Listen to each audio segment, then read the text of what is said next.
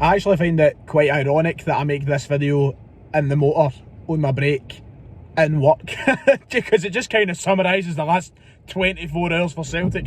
It's if they're gone tin pot, then I may as well too. That's what I said on Twitter. Look, Celtic won, Hibs won. I managed to watch the full game. I don't know why I went to the bother of trying to walk around the shop without getting caught watched at my phone, because it was shambolic, to be honest. And look, let's get one thing clear. Celtic today were, of course, turn that window wiper off, that'd probably help. Celtic, of course, today went into the game with the disadvantage of not having a full strength team to pick. So to be honest, I'm kind of surprised we didn't lose the game, although for a large portion of it I thought we were going to.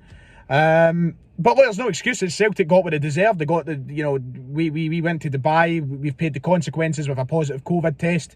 And we were quite rightfully sent out to play the game with a weakened team. We can't sit and complain about that. So fair play to Hibs. They were sceptical of going and playing the game. They were forced to go ahead and play the game. So by all means, they deserve to take a point from it. On the other hand, Celtic are just, for me, in my lifetime as a Celtic supporter, I honestly don't think I've seen a more embarrassing 24 hours from this point last night to right now as the game finishes. It's just been a series of disasters and entries into the book of the banter years of Celtic. Look, it is what it is, and we can only take it on the chin and move on. There's no point in sitting here making excuse after excuse. We're 21 points behind in the league. And look, there's not even a point anymore of me sitting down and saying that has to be the end for Lennon. Look, Lennon today it's a joke in itself that we're in the situation. Neil Lennon's got to be given his team talks and he's talking to players through fucking AirPods and through Zoom. That's just embarrassment. But look, there's no point in me sitting here and saying it should be the end for Lennon. Law should realise what we've got to do. Look, it should be the end for a lot of people at that club after the past 24 hours. Not just Neil Lennon, a lot of people from head to toe, with decisions being made and going to Dubai and all the rest of it. So look, what point is there for me to say after that Lennon should go because we're 21 points behind? We said last week there is now no room for error for Celtic. They have to go ahead and win every single game left in the season.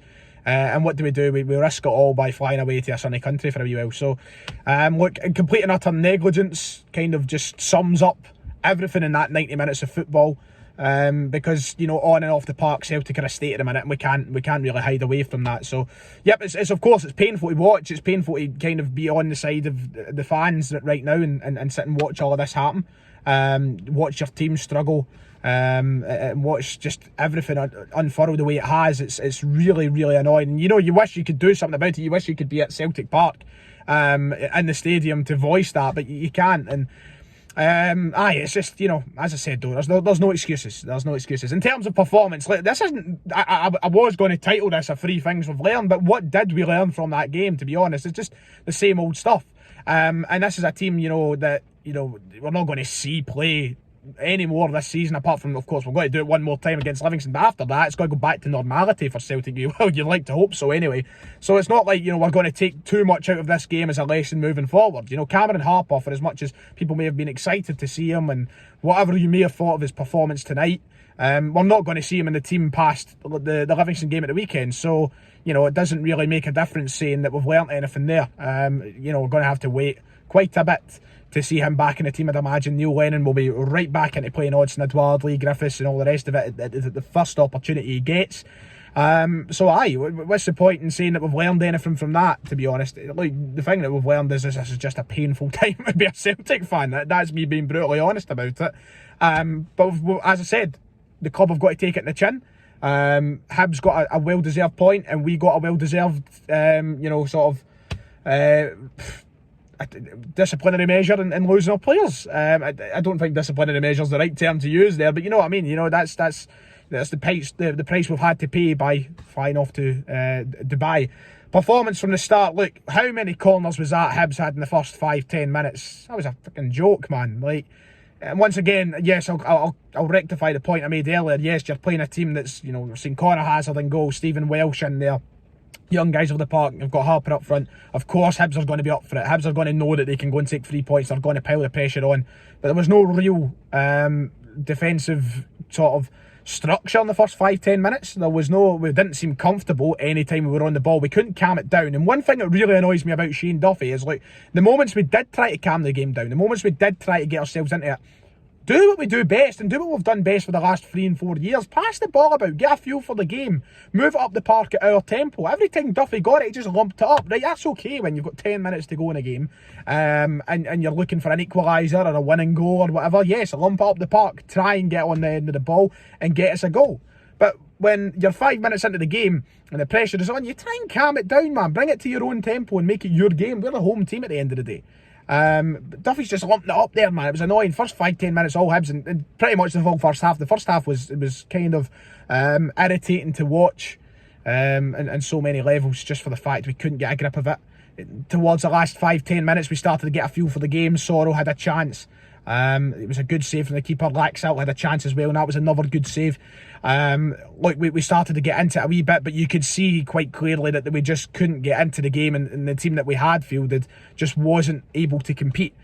But that's the annoying thing. You've got to look at that team today, and apart from the fact we didn't really have a recognised striker in the park of first team quality, apart from the fact we had no Ayeti, Griffiths or Edouard to look to at any point in the game, that team is still more than good enough to beat Hibs at Celtic Park. That's the reality of it all. Say what you like about players not being there, and if you really want to be that optimist Celtic fan, you really want to be that sort of everything's fine, okay, Lennon and all the rest of it, and you want to honestly make a case for anything, you can't say that. You can't give any excuse for that team not to beat Hibs. It's a joke if you ask me, but I mean, you could see through the first half it just wasn't comfortable. It wasn't good enough to match the intensity Hibs were bringing to the game. Second half, yeah, we do a little bit better in controlling the ball, but once again, it was dire to watch. There was not really anything to shout about.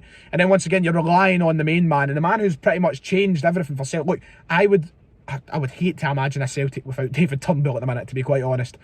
Without David Turnbull in that team, you're looking at a Celtic side that's just going to continuously struggle.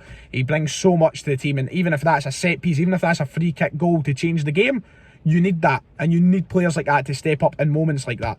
And we thought, I thought certainly that would have sent us on to get the win, but no, of course, poor decision making and poor defence once again comes calling, and that's just been the story of Celtic's season. Look, great from Turnbull, great finish, but moving on to that, Laxalt does not have to give away that foul. It's a shocking foul to give away, and he does nonetheless. So what can you say anymore? And then, look, it's comical at the back again, once again, to deal with a set piece, to deal with a corner. Also, not the corner, the free kick. And we paid the price. And that's just happened week in, week out, all year, with these set pieces and conceding from them. We give a good chance to Hibs and they take it when we should be getting it on the end of the ball and getting rid of it. And there you go, we walk away, once again, dropping points. And once again, there's just a Parkhead-shaped cloud above us all. I don't know what to do anymore. It's like, it's got to that situation, if you don't laugh, you'll cry. And look, I've known for weeks now that the league title is well and truly down the pan. There's no chance of us pulling this back. That just there solidifies it all, because we knew, as I said at the top of the video, we had no room for error. We had no room at all. We had to win every single game, and we start off with that. And the last 24 hours has been comical. Look, I live streamed this morning and I gave all my views. I don't feel like I need to rehash that now in this video. I don't feel like I need to once again let my thoughts be known towards the dealings in the club and the board and everything else. I thought I said it I was quite vocal about it all in this morning's live stream. So if you want to see it, go and click it there. But look, the last 24 hours has been nothing short of shambolic. And it just shows the utter complacency and incompetence from head to toe around the club. I'll just say it time and time again, because that's it at the minute, and it's draining the enjoyment from the game for us fans. And you can see that in all the videos that I'm making. You can see that in every match review I do now. There is no enjoyment for us at the minute, and of course a large part of that's been taken away from the fact we can't go to the games, but the team aren't out there giving us something to be excited about or be happy about, because we're just disappointing week in, week out. And we knew back in October there should have been a change there and then. We knew there should have been a new manager appointed, and we didn't go with the decision, and now we pay the consequences. So there's no room for pity, there's no room for self-wallow. Just got to move on and see what goes on next. I mean, it's a tough game we head into next. So the landscape is just going to remain firmly the same. I think it's going to be Dreek. It's going to be, as it is right now, you probably hear the rain coming down in the car throughout this video. The landscape remains just dire for us all at the minute. And God knows when things will turn. But aye, that's my thoughts on today's game. I'll now head back into work and put on my happy face. Well, it's behind the mask, so I can actually frown all I like. But aye, let me know what you thought of the game in the comments below. Once again, I apologise that it has come in the quality of the iPhone X, which camera is gubbed. It looks like I'm recording on a potato I've picked at the produce section. And I apologise, it is from the car. I've done this before. I've done this for the first game of the season, in fact, mind. First three things we learned this season I've done for the vehicle. So aye, anyway, that's it. What else is there to say? You know, once again, I'll say it as I said so many times. I'm rapidly falling. I even gubbed that. You know what? Just let's wrap it. See y'all next time.